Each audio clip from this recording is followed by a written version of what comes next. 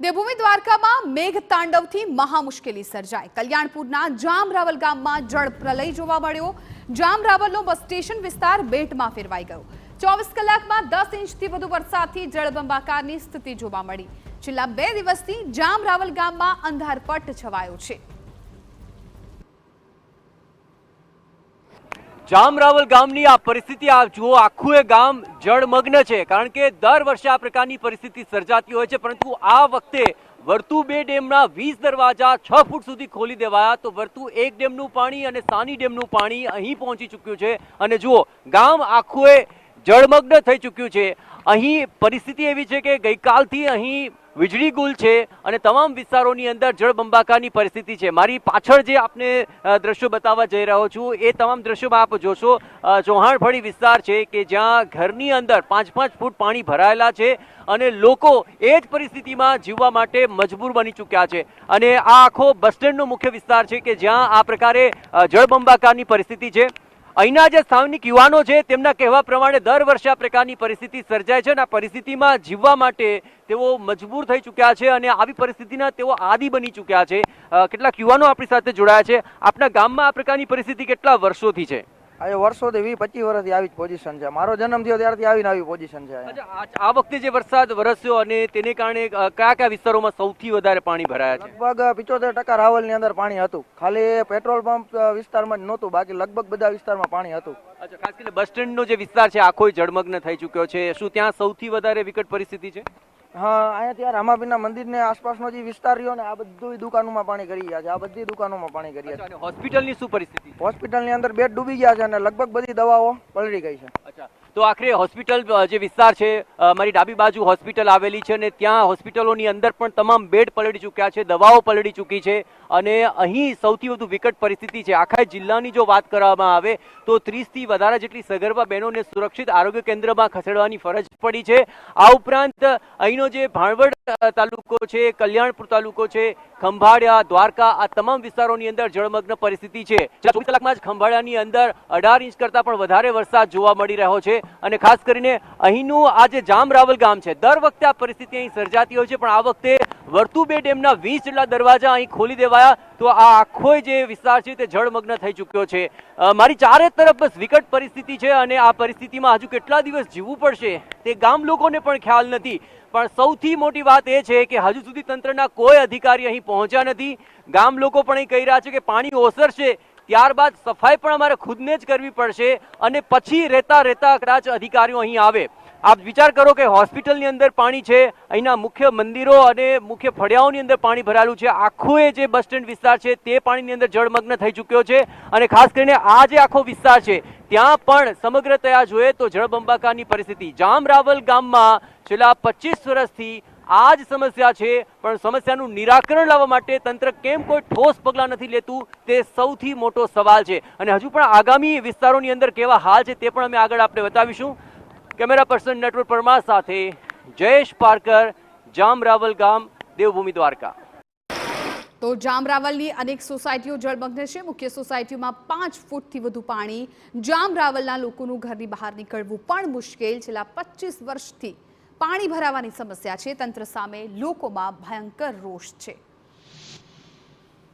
જામરાવલ ગામની અંદર અત્યારે જળબંબાકારની પરિસ્થિતિ છે અને ધસમસતા પાણીના પ્રવાહ વચ્ચે જીવવા માટે આ લોકો હવે આદતી બની ચૂક્યા છે, કારણ કે તંત્ર કોઈ કામગીરી નથી કરતું અને દર વર્ષે તેમને આ જ પરિસ્થિતિનો સામનો કરવો પડે છે। દાદી અમારી સાથે જોડાયા છે। દાદી, કેટલા વર્ષ થયા તમને? મને થયા 70 વર્ષ થયા। હવે 70 વર્ષમાં અહીંયા કેટલા વર્ષ તમે આવું જ પાણી જોયું? 25 વર્ષ થયા અહીંયા આવ્યા ને 25 વર્ષ થયા 25 વર્ષ થયા આમ એમ છે। તો આ તંત્ર કઈ કામ નથી કરતું? કઈ કામ કરતું નથી, કઈ થતું નથી, નુકસાની જ છે। અહીંયા તંત્ર કોઈ દી કામ કરવા આવ્યું છે? તમને તમારી સુધ લેવા આવ્યું છે?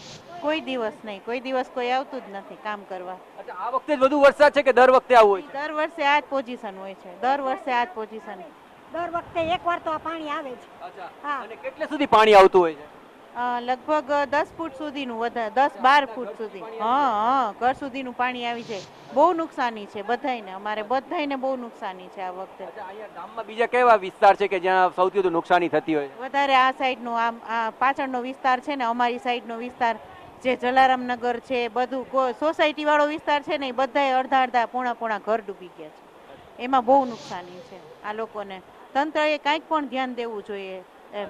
દાદી, તમે શું કહેશો, તંત્રએ શું કરવું જોઈએ? ધ્યાન દેવું જોઈએ સમજે તો. ને નુકસાનીનો ઓલું કરવું પડે ને થોડુંક એમ. તો આખરે દાદીમાં પણ કહી રહ્યા છે, 70 વર્ષથી તેઓ અહીં છે, 25 વર્ષથી તો આવા જ પાણી જોઈ રહ્યા છે, તંત્ર કોઈ કામગીરી નથી કરી રહ્યું. અને આપ જુઓ અહીંયા વિસ્તાર, કે આ વિસ્તારમાં ઉપરનો જે આખો વિસ્તાર છે ત્યાંથી ધસમસતું પાણી આવી રહ્યું છે. વર્તુ 2 ડેમ, વર્તુ 1 ડેમ, સાની ડેમ, તેનો જે પ્રવાહ છે તે અહીંથી જ ગામની અંદર પ્રવેશે છે. અને આ ધસમસતા પ્રવાહની અંદર સારી રીતે ચાલવું પણ ખૂબ મુશ્કેલ છે.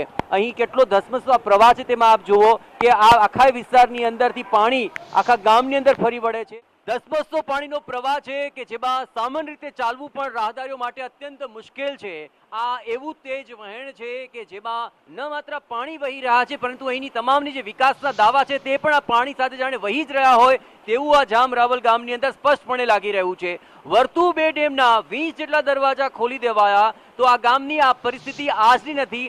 25 વર્ષથી અહીંના યુવાનો અને વૃદ્ધો પણ કહી રહ્યા છે કે આ જ પરિસ્થિતિ દર વર્ષે જોવા મળી રહી છે.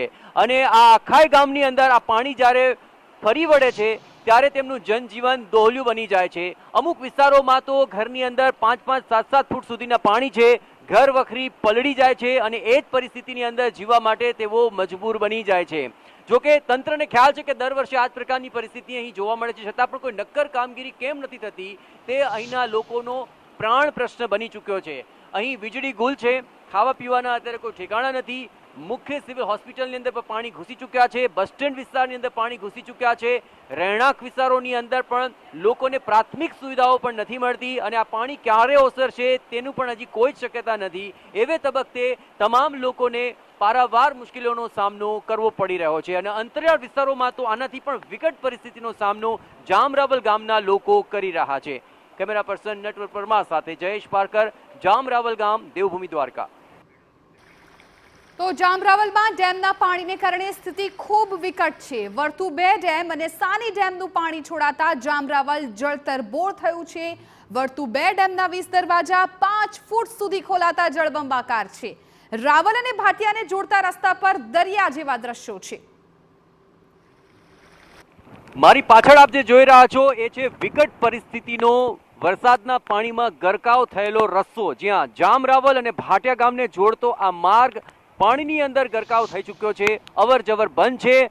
અને તમે જે બાજુમાં દ્રશ્યો જોઈ રહ્યા છો એ કોઈ નદીના નહીં પરંતુ ખેતરના દ્રશ્યો છે કે જે ખેતરોની અંદર પાણી ભરાઈ ચૂક્યા છે. મગફળી અને કપાસનો મુખ્ય અહીં પાક લવાતો હોય છે અને છેલ્લા 2 મહિનાથી અહીં મગફળીનો પાક ઊભો હતો, પરંતુ આ ધસમસતા પાણીના પ્રવાહની અંદર આખોય પાક ધોવાઈ ચૂક્યો છે અને ખેડૂતોને લાખોનું નુકસાન થયું છે. અને મારી ડાબી તરફના જે આપ દ્રશ્યો આપને હું બતાવવાની કોશિશ કરીશ, ત્યાં જુઓ ખેતરની અંદર પાણી ભરાઈ ચૂક્યા છે. સાની નદીનું પાણી અહીં ફરી વળ્યું છે અને આ ઝૂંપડું જે છે તે આખું એ પાણીની અંદર ગરકાવ થઈ ચૂક્યું છે.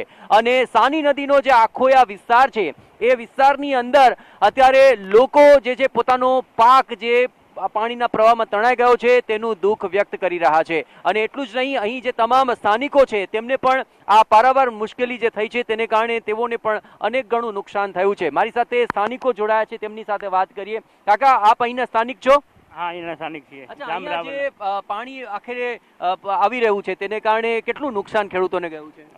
નુકસાન તો લાખો રૂપિયાનું ગયું છે. અત્યારે આ બધો પાક ધોવાઈ ગયો છે. અચ્છા, દર વર્ષે આવું થાય છે? આ દર વર્ષે. કે આ વખતે વધારે વરસાદ? દર વર્ષે પાણી આવે એટલે આ બધો પાક ધોવાઈ જાય છે. અચ્છા, અને તંત્ર દ્વારા કોઈ મદદ મળે છે ખરી? ના, તંત્ર દ્વારા કોઈ પણ જાતની મદદ નથી મળતી. અચ્છા, અંદાજે કેટલા ગામના લોકો અહીં વસે છે અને તેમને કેવી મુશ્કેલી પડે છે? આ તો રાવલ ગામનું જે સેમ આવે છે, પછી સૂર્યાવદર આવે છે, રાણપૈડા આવે છે, આ 4-5 ગામની સીમા આવે છે. અચ્છા, તો અહીં આ ધસમસતો પાણીનો પ્રવાહ, ભારે પવન અને એ પરિસ્થિતિ વચાળે આપ જોઈ રહ્યા છો કે અહીં તમામ માર્ગો બંધ છે. મારી પાછળનો આ એક માર્ગ નહીં પરંતુ દ્વારકા જિલ્લાના કુલ 4 તાલુકાના 7થી એવા મોટા જે ગામના રસ્તાઓ છે અથવા 7 મુખ્ય માર્ગો છે તે પણ અત્યારે બંધ થઈ ચૂક્યા છે અને તેને કારણે મોટા ભાગના ગામ સંપર્ક વિહોણા બની ચૂક્યા છે.